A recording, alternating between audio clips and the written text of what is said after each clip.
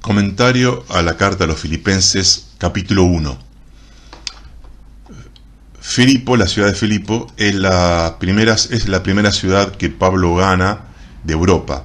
Entonces es la primera carta enviada a una ciudad europea. Los filipenses eran ciudadanos romanos. El motivo, la situación de Filipenses era que Pablo estaba encarcelado supuestamente en Roma. No fue la última encarcelación de Pablo en Roma, creo que es la penúltima.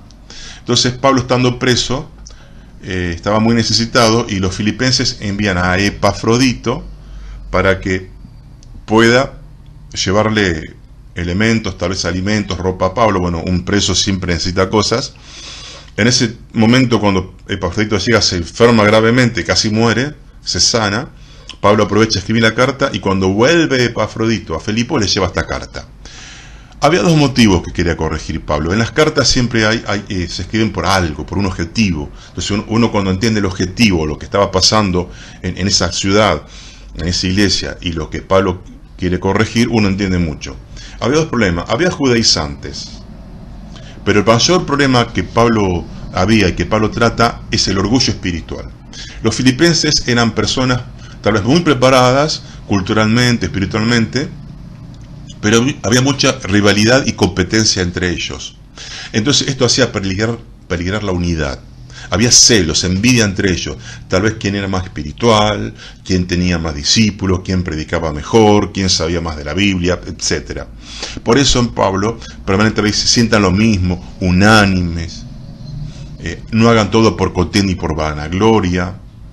Dice al final a Evodia y a Sinti, que dos hermanas que tengan unánime, es decir, que no se peleen. Peligraba la unidad por este pecado espiritual, que son pecados sutiles que a veces no lo reconocemos como pecado. Por ejemplo, en Corintios había pecados groseros. Había un hombre que estaba con su madrastra, y había algunos que se emborrachaban en la cena del Señor. Pero acá Pablo trata un problema muy sutil que a veces no es reconocido como pecado, que es el pecado del orgullo, la rivalidad, la envidia. Y es la carta del gozo. Pablo estaba preso y 14 veces usa la palabra gozo, o me gozo, o regocíjense, o gócense. Que contraste, porque un hombre en una situación tan fea como es estar preso, tan incómodo, habla del gozo, porque esto nos enseña que el gozo no depende de las circunstancias exteriores, sino que depende de mi relación con Dios. Y Pablo empieza en el capítulo 1, 3 y 4: siempre que me acuerdo de vosotros con gozo en todas mis oraciones. Esta es una buena regla.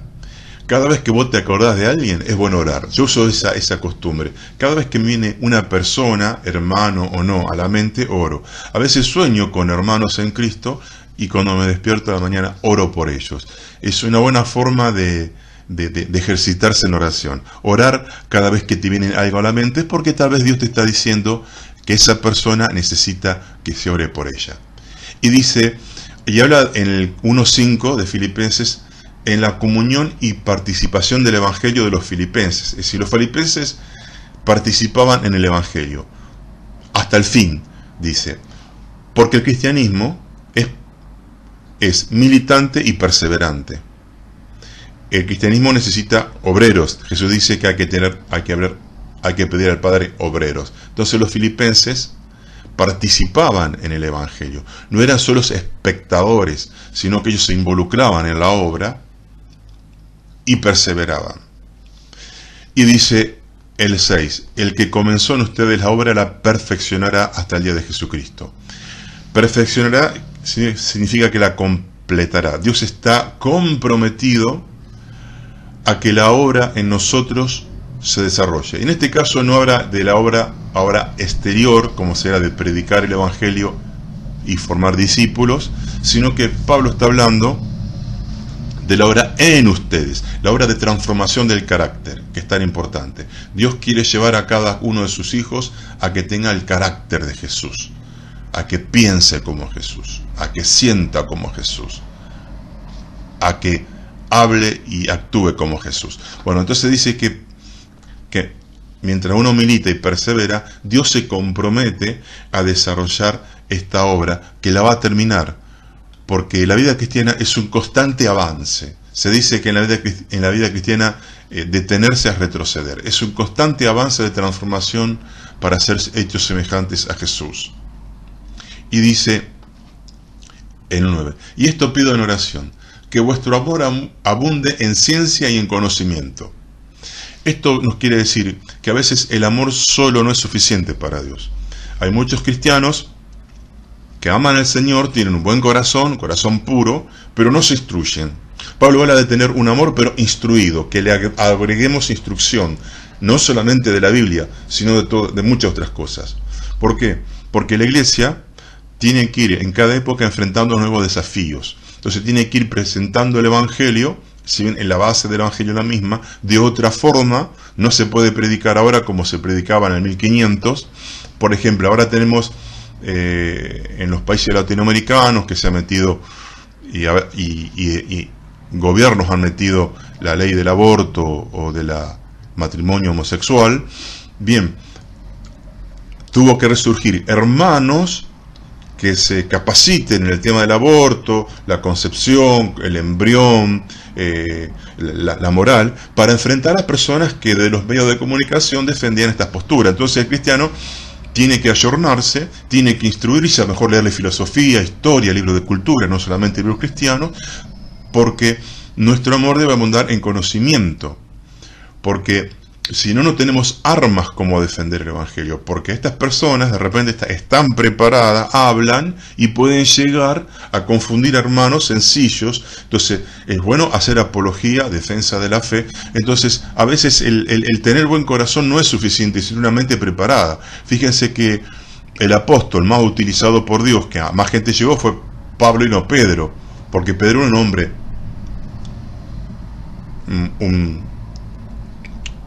un pescador limitado, y por eso a él se le dio, dice, el ministerio de la circuncisión, a los judíos.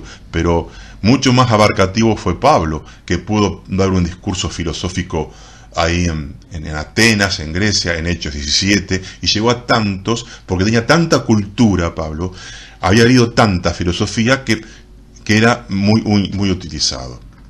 Entonces Pablo después dice en el 1:12, quiero que sepan que las cosas que me pasaron sirvieron para el progreso del Evangelio. En vez de estar depresivo, Pablo, mirá, estoy preso, las cárceles son horribles, estoy necesitado, estoy contento porque el Evangelio está progresando. Porque cuando se ataca al cristianismo, se ataca las cosas de Dios, la iglesia crece más.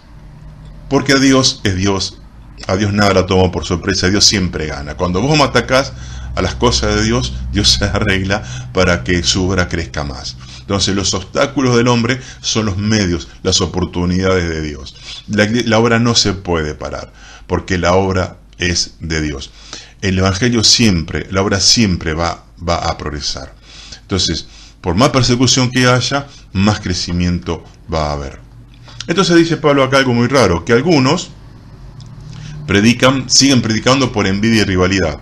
Si uno mira la carta parece que se refiere a cristiano. Y acá está el terrible orgullo y la rivalidad, que algunos aprovecharon el encarcelamiento de Pablo, tal vez para decir, bueno, ahora que está preso, ahora voy a ser yo el del ministerio visible y exitoso. Yo me voy a destacar. Fíjense cómo terrible que es el orgullo espiritual.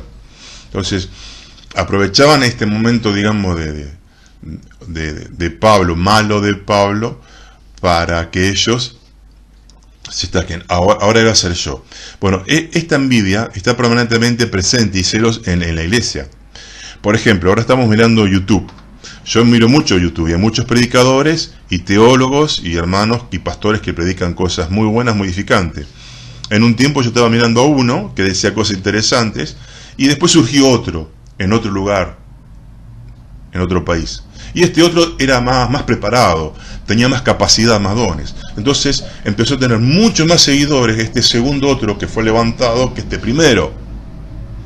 ¿Y qué pasaba? Este se llenó de envidia, pasó hace poco, y este ahora hace video tratando de desprestigiar al otro que lo superó. Bueno, si te superan, ¿cuál es el problema? Estamos todos trabajando para el mismo Dios y para el mismo objetivo, que crezca la obra de Dios.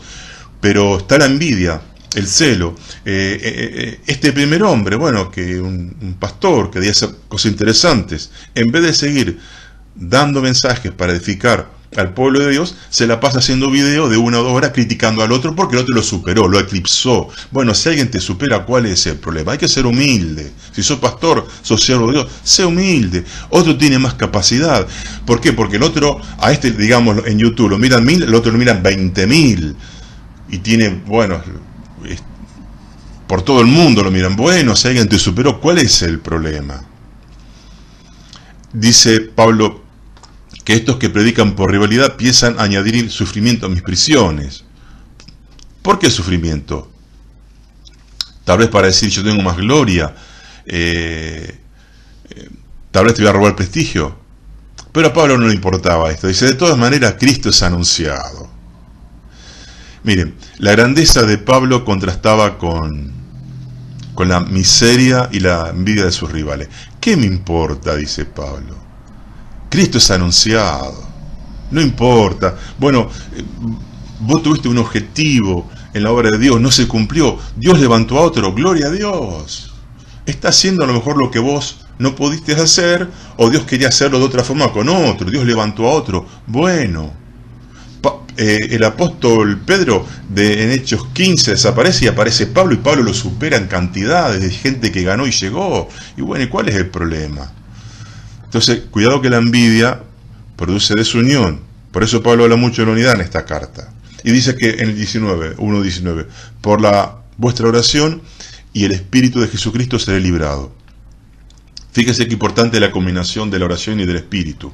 La oración mueve la mano de Dios. La oración no solamente es para pedirle cosas a Dios, no es solamente una oportunidad para tener comunión con Dios, que es algo muy bueno, sino que la oración mueve la mano de Dios. Si no oramos, la obra de Dios no avanza. Y acá viene el clímax del capítulo 1, el texto base, el 1:21 de Filipenses, que dice que para mí el vivir es Cristo y morir es ganancia.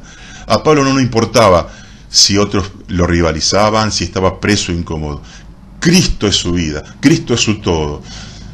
Si vos le sacás a Pablo a Jesús, no tiene motivo para vivir, porque el amor de su vida, el motor de su vida, su meta, lo que le satisface es Cristo.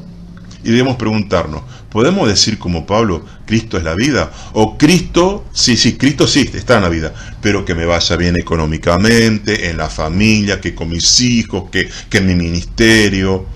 De repente viene un quebrantamiento económico, la familia un problema y se va todo, se cae todo. Cristo, como yo estoy agarrado de Cristo, ya estoy saciado, ya tengo todo. Mi recompensa es Cristo. Como Pablo dice en Colosenses, todo fue creado por medio de Él y para Él. La existencia, el universo fue creado para Cristo. Los hombres fueron creados para Cristo. Los animales, todo fue creado para Él. Y sin Cristo todo pierde valor, porque Cristo le da todo realidad, sustento, cohesión, esencia, autenticidad, solidez, validez, importancia, permanencia, belleza y vida. Cristo a todos le da todo. Entonces, cuidado con la rivalidad, cuidado con el orgullo. Ahora vamos a hablar después de otro video en el capítulo 2. Pero hay que tener cuidado con las rivalidades, las envidias entre nosotros, que es el tema que Pablo trata. Bueno, vamos a comentar después Filipenses capítulo 2.